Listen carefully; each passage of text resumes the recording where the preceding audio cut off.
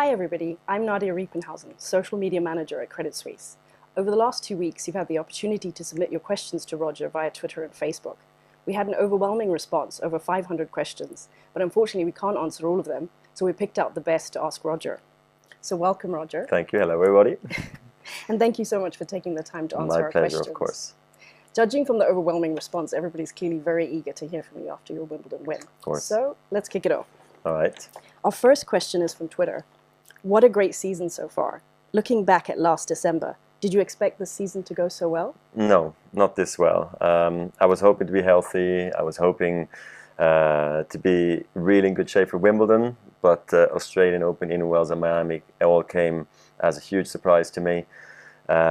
Wimbledon, I can't say was expected either because I hadn't won a slam in over 4 years. So it's a dream year this year. I'm happy it happened, and had incredible crowd support as well, which is so nice to share with all my fans who were missing out on me really last year and me missing them really. So what a great year it has been, and I hope there's more to come. Definitely.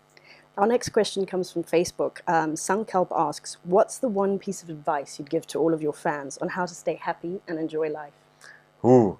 Well, I think you got to stay active, maybe also in a sport sense, go out there, do some sports. I think it always makes you feel better. Maybe you're more tired in the very moment, but actually the rest of the day feels better.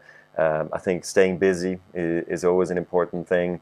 And then I think giving back as well, making other people happy is going to give you a good feeling too. And hard work pays off. So that's maybe good advice as well. Thank you.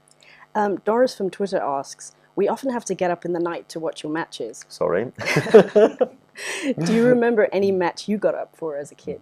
I think, yeah, if I think back now, probably, was it maybe Martina Hingis in the US Open finals against one of the Williams sisters, potentially. I was probably 17, 18 at the time and stayed up super late or got up to watch that. So this is a long time ago now, but Martina is such a legend in our country here that I used to love watching her play. Still do. So you can empathize. Mm-hmm. Yes, very much.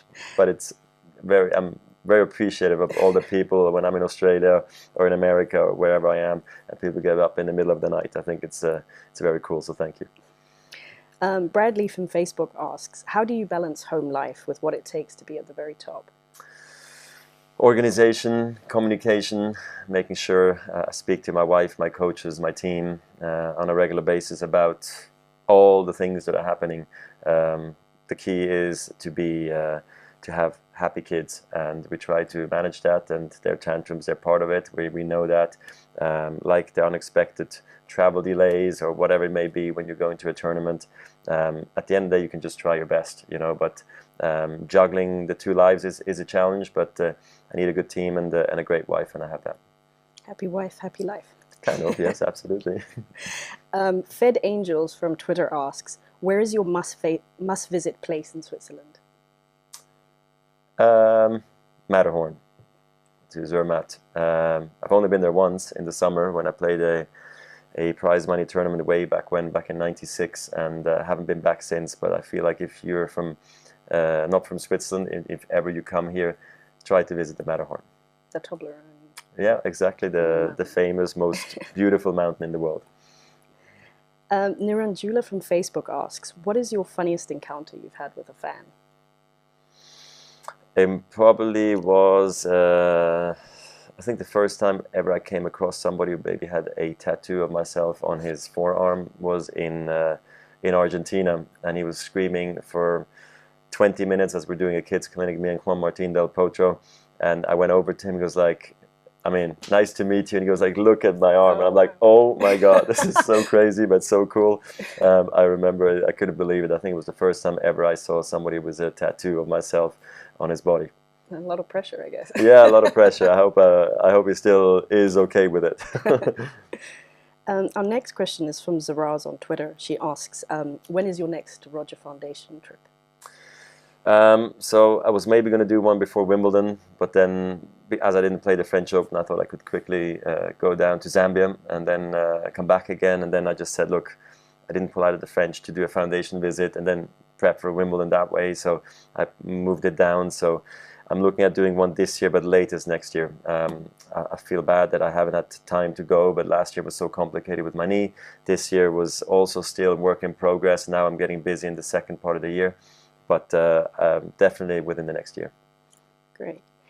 Karen from Twitter asks, any chance the boy band will put out another great song? Yeah, absolutely. We gotta,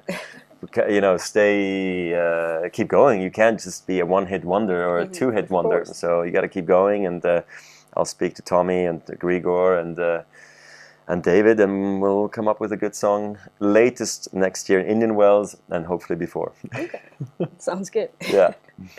Inguna from Facebook asks, what is the one wisdom that has been taught or passed on to you and that you'd love to teach your children? I guess respect in life towards everything and everybody. The working hard bit that everybody talks about, give your best, seems so simple yet so hard on a daily basis. So I feel like that's something that was passed down to me many, many times. I had a hard head. I couldn't, listen to it all the time, and I couldn't do it. But I'm definitely telling the same things to my children today. Great. Another question from Facebook. I can imagine you guys have a lot of fun on the tour with the team. Please share one of your most hilarious moments with Team RF.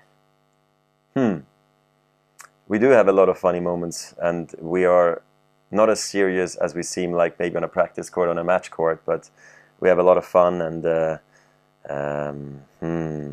me think. I mean, we wrestle each other sometimes. I don't know if that's funny or not, but people would think like, what are you doing? But of course we go rough on each other sometimes, or I like to scare people. So I guess people are always aware of that fact, that when they come around the corner, there could be me hiding down there below. So I guess that's always a lot of fun for me anyway. And the last question from Twitter is, how would you describe yourself to someone who's never heard of you? Unlikely, but... No, it happens that people don't know me, and I love it, because I wish it was sometimes like this more often. But no, I would say I'm Roger from Switzerland, and I play tennis, and that's it. As a professional, I'm trying to do... I do what I always used to do as a kid, and now I can do it as a job, even though I never see it as a job, but that's how I would introduce myself. Without the tennis bit. Just Roger from Switzerland is plenty. And finally, our last question from Facebook. What is your favorite song right now?